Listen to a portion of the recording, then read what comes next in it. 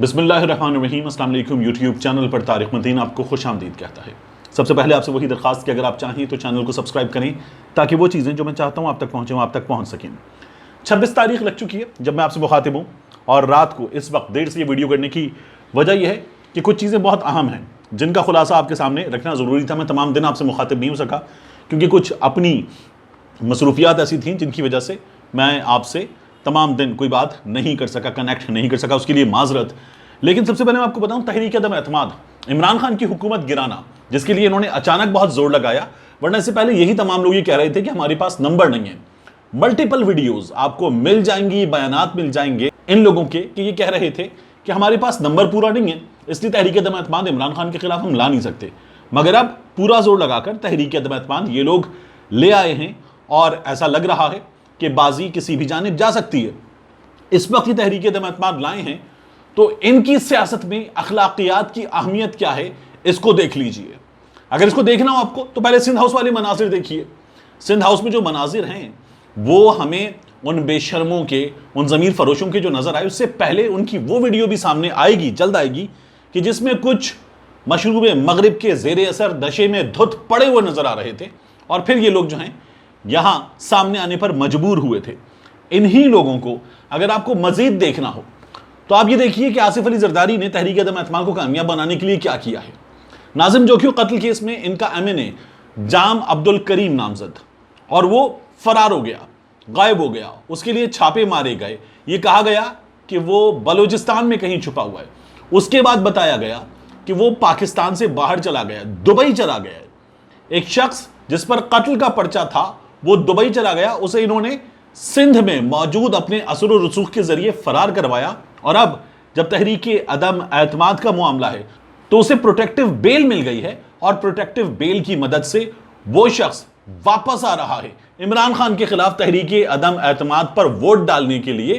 اور اس کا ٹکٹ جو میں آپ کو دکھا رہا ہوں، یہ دیکھ کر آپ اندازہ لگا سکتے ہیں کہ ان کی سیاست میں اخلاقیات کی کیا اہمیت ہے۔ یہ لاتے پہلے ان کا ایم این اے نامزد تھا قتل میں ایک شخص کے، جس پہ پورے ملک میں شور ہوا، یہ لاتے اور اسے لا کر قانون کے حوالے کرتے، لیکن نہیں کیا۔ مگر اب عمران خان کو شکست دینے کے لیے یہ لوگ اس شخص کی پروٹیکٹیو بیل لے کر آ گئے ہیں، اور اسے یہ قومی اسمبلی کے اجلاس میں لے کر آئیں گے۔ یہ ان کی سیاسی اخلاقیات کا خلاصہ ہے۔ اس وقت آپ دیکھیے کہ ہمارے دوست امتیاز چانڈیو، انہوں نے اس شخص کا ٹکٹ شیئر کرنے کے بعد کہا ہے مفرور ایم این اے جام کریم اتنے مہینوں سے دبئی میں موجود تھا، اب ووٹ دینے واپس آیا ہے اور ضمانت بھی لے لی ہے۔ وفاقی حکومت کو چاہیے کہ اس کا نام ای سی ایل میں ڈال کر ضمانت ختم ہونے پر ناظم جوکھیو کیس میں گرفتار کیا جائے، اور حکومت نے یہ بتا بھی دیا کہ اس کا نام ای سی ایل میں ڈال رہے ہیں، اور یہ آ رہا ہے ووٹ ڈالنے، لیکن اس کے بعد اس کو جیل میں ڈالیں گے، یہ ہونے جا رہا ہے۔ اس وقت اپوزیشن پورا زور لگا رہی ہے۔ ایسا لگتا ہے کہ اپوزیشن کی جو نمبرز جن کا دعویٰ کیا جا رہا تھا وہ نمبر شاید دعوے کی حد تک تو ہیں لیکن اصل میں نہیں ہیں، کیونکہ ان کے جو علی وزیر ہیں وہ گرفتار ہیں، اور علی وزیر کے پروڈکشن آرڈر کے لیے یہ لوگ بس اسد قیصر پہ دباؤ ڈال رہے ہیں۔ ان کا پروڈکشن آرڈر ہوتا یا نہیں ابھی دیکھنا ہوگا، لیکن ایک علی وزیر اس وقت مسنگ ہے اس نمبر میں سے۔ یہ جو جام عبدالکریم ہے یہ واپس آ گیا ہے، اس کی انہوں نے سندھ میں پروٹیکٹیو بیل لے لی ہے، اور اسی تمام صورتحال میں احمد حسین ڈہڑ نے یہ کہہ دیا ہے کہ وہ عمران خان کے ساتھ کھڑے ہیں۔ ایک بیان دیا، پھر اس بیان سے مختلف بیان دیا، اور اب انہوں نے قومی اسمبلی میں یہ بتا دیا ہے کہ وہ عمران خان کے ساتھ کھڑے ہیں، تو ایک نمبر اور مائنس ہو گیا۔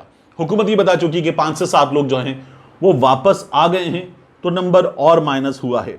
اور اس وقت کی صورتحال میں متحدہ قومی موومنٹ نے ان کے لیے خطرے کی گھنٹی بجا دی ہے۔ عامر خان نے کیا کہا ہے صورتحال میں میں آپ کو بتاؤں، اس سے پہلے یہ کہ عمران خان صاحب سے متحدہ قومی موومنٹ کے رہنماؤں کی آج ملاقات ہونے جا رہی ہے ہفتے کے روز۔ عامر خان نے یہ کہا ہے کہ حکومت تو حکومت، اپوزیشن بھی خطرے میں نظر آ رہی ہے، فیصلہ حکومت کے خلاف آئے یا اپوزیشن کے، دونوں کو قبول کرنا چاہیے۔ عامر خان کہتے ہیں کہ پروپیگنڈا کیا جا رہا ہے کہ ایم کیو ایم نے شاید پیسے پکڑ لیے ہیں، حکومت اور اپوزیشن دونوں سے بات ہو رہی ہے، فیصلہ رابطہ کمیٹی میں ہوگا۔ وہ یہ بھی کہتے ہیں کہ 3 سال میں پی ٹی آئی سے ہمیں کوئی بہت زیادہ نقصان نہیں پہنچا، حکومتی جماعت نے اپنی دانست میں ہم سے کیے وعدے پر پوری کوششیں کی ہیں۔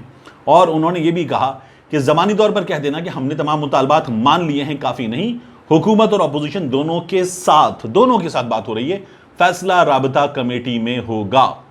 ہم نے بڑے زخم کھائے ہیں اور ان کا مداوع کرنے کی یقین دہانی ہو تو فیصلہ کریں گے۔ یہاں اس وقت آپ دیکھیے کہ خالد مقبول صدیقی کیا کہتے ہیں۔ متحدہ قومی موومنٹ پاکستان کے سربراہ خالد مقبول صدیقی نے یہ کہا ہے کہ ابھی پیپلز پارٹی اور سندھ حکومت سے اتحاد ہمارا نہیں ہوا ہے، اس کی انہوں نے تردید کر دی ہے۔ نہ کوئی معاہدہ ہوا ہے، نہ کوئی اتحاد ہوا ہے۔ ہم اپوزیشن کے کردار کو مضبوط اور مثبت کرنا چاہتے ہیں، ہم شہری علاقوں کے مطالبات پر احتجاج کر رہے ہیں۔ انہوں نے یہ کہا کہ ہم یہ چاہتے تھے کہ سندھ حکومت مطالبات سنے، تسلیم کرے اور عمل کرے۔ صوبائی حکومت ہمیں سننے کو تیار ہوئی ہے، ہم نے مطالبات پیش کر دیے ہیں۔ ابھی کوئی معاہدہ نہیں ہوا، کوئی اتحاد نہیں ہوا، 2% لوگ ملک کے مالک بنے بیٹھے ہیں اور کروڑوں کی قسمت کا فیصلہ کر رہے ہیں۔ اس وقت عمران خان صاحب نے جو لوگوں کو موبیلائز کیا اس کے مناظر بھی میں آپ کو دکھانا چاہوں گا۔ پورے پاکستان سے لوگ اسلام آباد کی جانب چل پڑے ہیں، قافلوں کی ویڈیوز آ رہی ہیں، تصاویر آ رہی ہیں، اور یہ فقید المثال ہونے جا رہا ہے جلسہ۔ خاص طور پر گلگت بلتستان سے جس طرح سے لوگ جتنی بڑی تعداد میں آ رہے ہیں، اس سے نظر آ رہا ہے کہ یہ لوگ اس جلسے میں شاید سب سے بڑا حصہ ڈالیں گے۔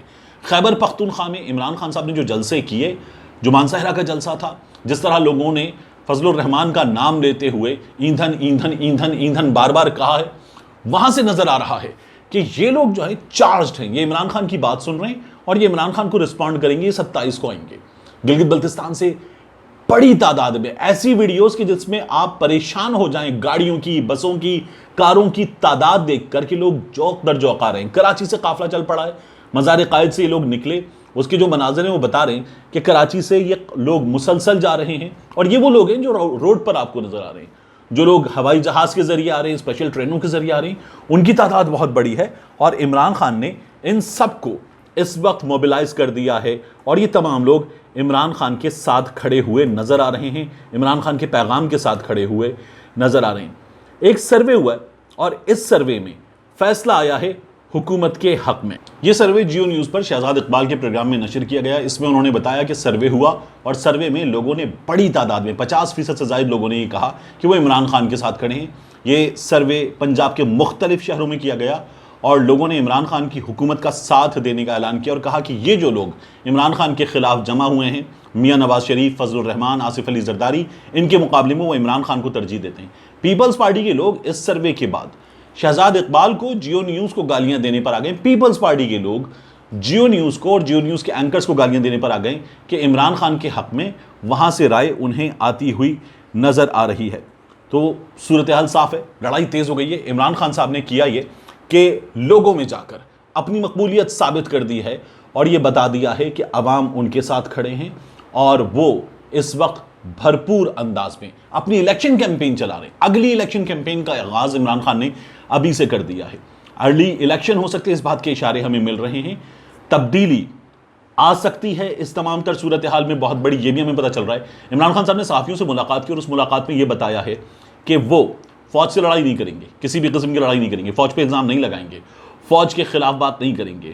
بعد میں اگر یہ حکومت چلی بھی جاتی ہے تو بھی وہ فوج کے خلاف سڑک پر نہیں نکلیں گے، وہ اپنا مقدمہ لوگوں کے سامنے رکھیں گے، لیکن فوج کے خلاف بات نہیں کریں گے۔ یہ عمران خان صاحب نے صحافیوں کو بتا دیا ہے۔